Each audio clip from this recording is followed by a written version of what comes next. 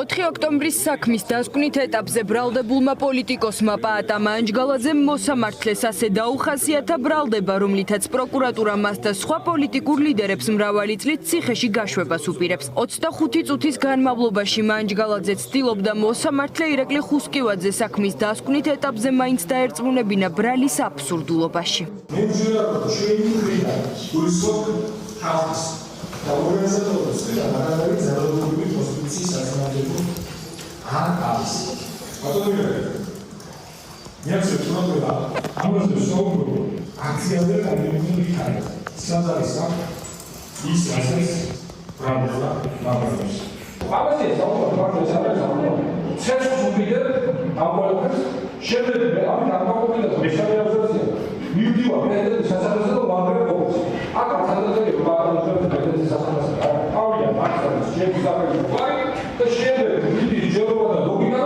კიდევ ერთი ბრალდებული, რომელმაც საკუთარ უდანაშაულობაზე და 4 ოქტომბრის ყრილობის მშვიდობიან ხასიათზე ისაუბრა ირაკლი ჩხვირკია.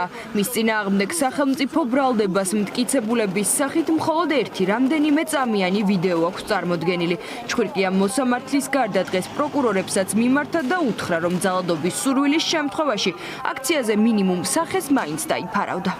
აგრეთვე ტერიტორიაზე აქ ქონდა დანარჩენი შეერობა რეზიდენციის ან სხვა რაიონის დაწესებულების ადგილის უცვლელად გეუბნები. მე არა ვარ გაფრთხილი რაშასავი პროფესიონალი მოძალადად, მაგრამ რაღაც დაწესება ძალადობაში მდებს გამაშია. რომ ქონოდა წინასწარი განზრახვა მოსამართლეს. ან ინფორმაცია რომ ქონდა, რომ ასეთი რაიმე შეიძლება მოხდეს.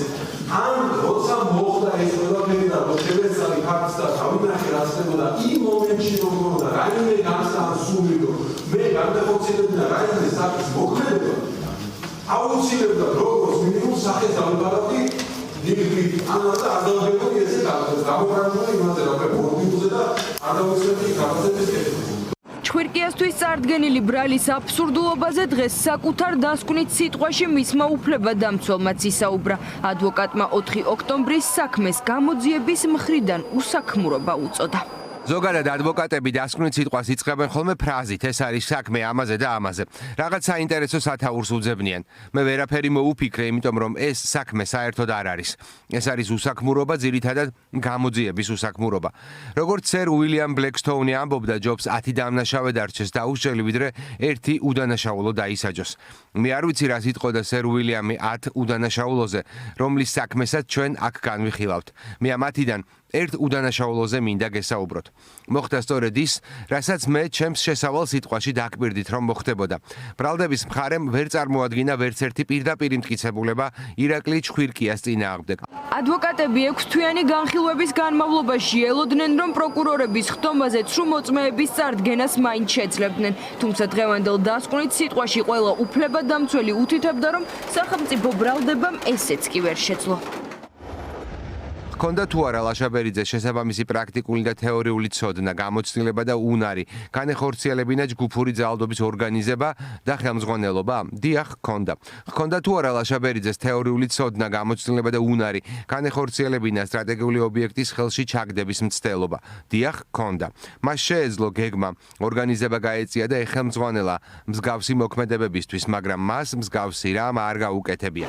მოსამართლე ირაკლი ხუსკივაძემ დღევანდელ ხდომაზე განსაკუთრებულ დავალებათა დეპარტამენტის ყოფილი მაღალჩინოსნის ირაკლი შაიშმელაშვილის ადვოკატის დასკვნითი სიტყვაც მოისმინა. შაიშმელაშვილის სურვილის მიუხედავად მას ხდომაზე დისტანციურად დასწრების შესაძლებლობა არც ერთხელ მიეცა. ირაკლი შაიშმელაშვილი 17 წლის ასაკიდან იყო ჩართული სახელმწიფო სამსახურში და 22 წლის განმავლობაში ღირსეულად მაღალი პროფესიული პასუხისმგებლობითა და ერთგულებით ემსახურა საკუთარ სამშობლოს. მისი მრავალწლიანი საქმიანობა მიმართული იყო სახელმწიფოს უსაფრთხოების, სტაბილურობისა და საზოგადოების დაცვისკენ. ამ ხნის განმავლობაში მან დაიმსახურა არაერთი სახელმწიფო ჯილდო და ოფიციალური აღიარება, რაც ადასტურებს არა მხოლოდ მის პროფესიონალიზმს, არამედ იმ ნდობასაც, რომლითაც იგი სარგებლობდა სახელმწიფოს მხრიდან. თუმცა, დროთა განმავლობაში სისტემაში განვითარებულმა პროცესებმა, მათ შორის პოლიტიკურმა და ინსტიტუციურმა ცვლილებებმა შექმნა გარემო, რომელიც მისი პროფესიული ეთიკისა და პიროვნული ღირებულებებისთვის შეუთავსებელი გახდა. პროკურორები თითქმის 6 საათის განმავლობაში ადვოკატების რადგან ისმენდნენ თუ რა შეცდომები დაუშვეს გამოძიებისას და რას ეფუძნება მათ მიერ პოლიტიკურად მოტივირებული ბრალდება. მიუხედავად ამისა, სახელმწიფო ბრალმდებლებს მაინც აქვთ მოლოდინი, რომ მოსამართლე ყველა მუხლის გათვალისწინებით გამამტყუნებელ განაჩენს გამოიტანს და მძიმე მუხლებს არც კი გადააკვალიფიცირებს. ბრალდების მხარემ სასამართლოს წინაშე სრულყოფილად გამოიკვლია ის მტკიცებულებები, რომლებიც წარმოადგენენ სასამართლოს წინაშე, შესაბამისად, მოლოდინი გვაქვს, რომ სასამართლო გამოიტანს გამამტყუნებელ განაჩენს. ადვოკატების განმარტებით, რომ არა 4 ოქტომბრის საქმის პოლიტიკური სარჩული სასამართლოში წარდგენილ მტკიცებულებებზე დაყრდნობით გამამტყუნებელი გადაწყვეტილების გამოტანა სამართლიანი მართლმსაჯულების პირობებში პრაქტიკულად შეუძლებელია.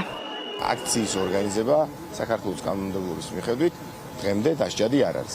პლუს ამას გადასტურდა, რომ სინამდვილეში ეს ხალხი ამ აქციის ორგანიზატორებიც კი არ იყვნენ და იმ ვიდეო ჩანაწერს ჰქონდა წმინდად სიმბოლური ხასიათი და არავითარ საორგანიზაციო, არავითარ ფუნქციურ როლს ეს ხალხი არ ასრულებდა 4 ოქტომბერს. მოსამართლე ირაკლი ხუსკივაძემ განაჩენის გამოტანამდე შემდეგ სხდომებზე მხარეთა რეპლიკები და მოგვიანებით ბრალდებულთა საბოლოო სიტყვები უნდა მოისმინოს. დაპირებისამებრ თითოეულ ბრალდებულს სასამართლო 9 საათს დაუთმობს, რათა ახსნან, რატომ არ იმსახურებენ 9 წლამდე თავისუფლების აღკვეთას.